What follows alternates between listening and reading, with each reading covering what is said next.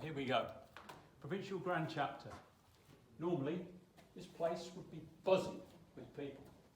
Hive of activity. Visiting dignitaries will be changing in there. Coming out with all their glory, with so much gold braid and gold chain on them that everybody else would need a pair of sunglasses to mask the effect. Grand officers will be changing in here, this next room. And down on the far side at the bar would all the companions be gathering, ordering their drinks, buying their drinks, and on a day like today, going out onto the patio to enjoy the warm summer sunshine. Sadly, not to be. So today, Provincial Grand Chapter features me, the Lone Megs. Good afternoon, companions, and welcome to this non-interactive virtual Provincial Grand Chapter meeting.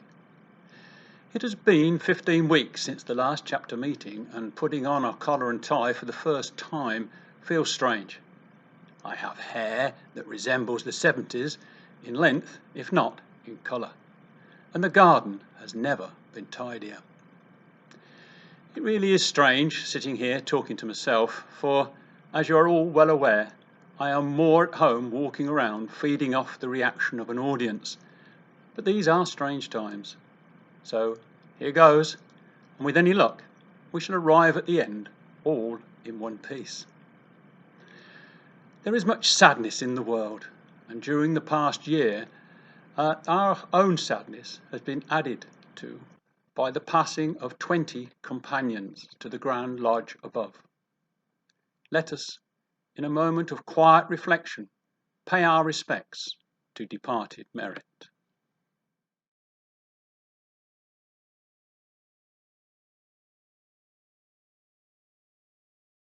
The word merit is defined as commendable quality, goodness, worthiness of reward, and our best testimony to the memory of our departed companions will be to rejoice in the continued emulation of their meritorious achievements. Let us then, as the ticking of the clock reminds us, even in these trying times, move forward with joyous spirits, remembering all that is good from the past, whilst at the same time looking forward with eager anticipation to the future. Last year, I invited all chapters to consider financially supporting the second round of our prostate cancer PSA screening initiative, and I am particularly grateful to Northampton, Socrates, St Peter's, Fidelity, Chichele, Wellingborough, Euston, Benevento, Gildenburg, St Ivo, Aylwin, Dr Oliver, St John's, Kittringham, Wainfleet, Thistle Rose and Piscator chapters, together with the Croughton Square companions and the craft. Their contributions enabled us to commence the second round of PSA testing, with extremely well-supported events at Northampton and Peterborough. Sadly, lockdown came just before we were due to be at Corby. However, as soon as is allowable, I am committed to rescheduling the Corby event with a possible further mop-up event at Northampton. I also ask for your support in aid of the Royal Arch contribution to the Craft 2024 Festival, and I am grateful to Northampton, Socrates, St Peter's, Fidelity, Chichele, Wellingborough, Euston, Gildenburg, Pemberton, Dr Oliver, St John's, Kittringham and Piscator chapters, whose donations, together with an amount from our own charity account, has enabled us thus far to contribute towards the Craft 2024 Festival a sum of £10,000, for which the Provincial Grand Master sends his grateful thanks. Companions, as a result of the coronavirus pandemic, we were only able to complete 76% of our last season, but nonetheless, it was one of which we can all be proud. All chapters continued to consider my suggestions as to the enhancement of the exaltation ceremony, with many trialling those aspects best suited to their own chapter, with much reported success. Not only has the exaltee experience been enhanced, but also the enjoyment of the companions through greater member participation. Those chapters that have made use of the nuggets found in Solomon have also reported much success, with companions looking forward to further snippets of enlightenment, and I thank excellent companion Dr. Christopher Clark for all his hard work in this respect. Yet again, the background boys have been working hard, too numerous to mention individually, but range from all those who operate at a chapter level to those who operate at provincial level. Indeed, anyone who has in any way contributed to the smooth running of this wonderful province, of which I have the honour and privilege to be the most excellent Grand Superintendent, I offer you my grateful thanks. Your dedication and hard work is much appreciated. I thank excellent companion David Butt, Provincial Grand Scribe Nehemiah, and all the retiring acting officers for their support, particularly when a member of the executive was on an official visit. Your presence added much to the enjoyment of the evening, and I am truly sorry that you lost part of your year. Companions, we have a strong, happy and united and committed executive, committed to encouraging all to complete their journey in pure ancient Freemasonry and to maintaining the joyous companionship that exists within this province. I am therefore pleased to reappoint excellent companion Neil Hanley as Deputy Grand Superintendent and excellent companion John Payne as Second Provincial Grand Principal. Many of you may have heard that excellent companion David Brown is not in the best of health, and it is with great sadness that I have to inform you that he has recently been diagnosed with motor neuron disease. Although he can no longer get out and about, his wise and considered counsel via video conferencing continues to add much to the deliberations of the executive.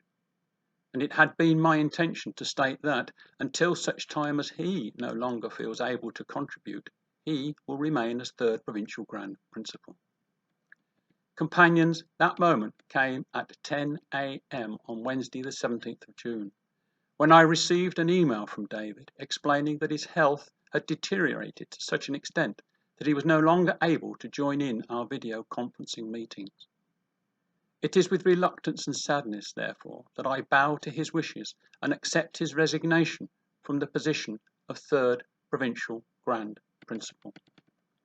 He will be sadly missed, as his contribution to the smooth running and development of this province as Assistant Scribe Ezra, and finally as Third Provincial Grand Principal has been incalculable. We wish him and his family well, assuring them of our full support wherever and whenever it is needed. I therefore announce that excellent companion Derek Pearson will be Third Provincial Grand Principal Designate. His investiture will take place as soon as possible after the resumption of meetings. I am pleased to reappoint the following excellent companions to active provincial ranks: Michael Binstead as Scribe Ezra, David Smith as Treasurer, Russell Laxton as Registrar, Stephen Seward as Director of Ceremonies, Jeff Freeman as Deputy Director of Ceremonies, Graham Minette as Charity Steward, Scott McNeil as Organist, Andrew Walker as Assistant Director of Ceremonies, and John Wooding as Janitor. And I thank them all for what they have done and will continue to do.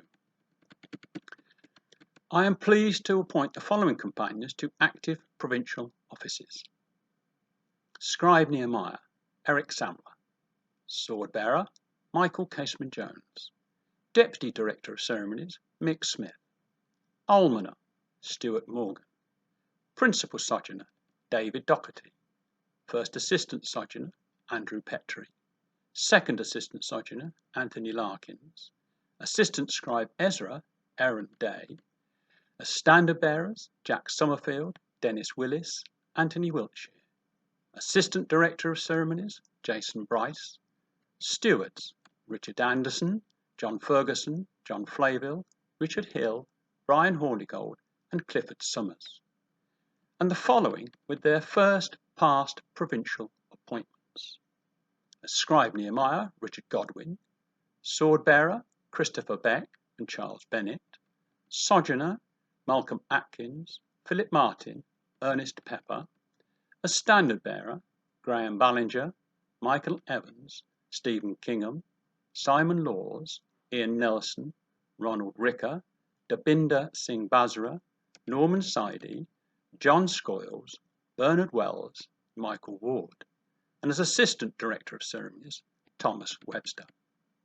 Together with promotions to 35 other companions, from whom I beg forgiveness for not reading out their names, a full list of all appointments and promotions is available on the provincial website. I offer my congratulations to them all, knowing full well that I can rely upon their continued support and commitment to the Holy Royal Arch, the culmination of pure ancient Freemasonry. I also thank excellent companions John Ferguson, Duncan Childs and Christopher Clark for continuing in their roles as Membership Officer, Craft Liaison Officer and Learning Development Officer, respectively. I am pleased to report that excellent companion Jason Bryce has accepted my invitation to assume the role of Royal Arch Communications Officer. Companions, I said earlier that we have a strong, happy and united executive. However, I am of the firm belief that one could say the same about our province. We are at present living in strange times, with much uncertainty and sadness all around. In such times, society at large needs the reassurance of areas of stability, an anchor, and it behoves us all to remain strong and to outwardly demonstrate that our fraternity is a constant force for good. My message in newsletter 3 at the beginning of the pandemic urged that we take care of ourselves, our brothers, and our companions and their dependents, as well as the vulnerable of society in general. Newsletter 4 carried a suggestion that we should be preparing for the long haul before meetings resume by finding ways of keeping in touch with each other and maintaining enthusiasm. There is much being done nationally, regionally and locally under the guidance, support and organisation of the craft, and many companions are involved with this work, for we are all brothers. I do not feel, therefore, that we need any more centrally organised events. However, my own mother chapter arranged a Zoom meeting on its scheduled meeting date, which proved very successful, with another scheduled for our next meeting date. Within our chapters, we must endeavour to find ways in which we can keep in touch with our members, including those waiting for or interested in exaltation. We are now moving into what is traditionally our summer recess, where we take a break from masonry and recharge our batteries, whilst eagerly awaiting the start of the new season. The autumn will bring the big challenge. We will enter the new Masonic season under very strange circumstances. And like me, you must be thinking, will we be meeting? If we are, what will it be like? Will there be ceremonies? And if so, what will they be like? Etc., etc., etc. So many questions, none of which at present have any answers. All we can do, companions, is to endeavour to make a daily advancement in our understanding of the messages contained within our ritual and act upon the lessons taught. To stay in contact with our brethren and companions, making sure that all is well and collectively discussing how we might approach the future season. Companions, I do not have a single blueprint to suit every chapter within this fine province, but I am confident that we have the collective strength and desire to work together in order that we may emerge from this current crisis strong, vibrant, and raring to go.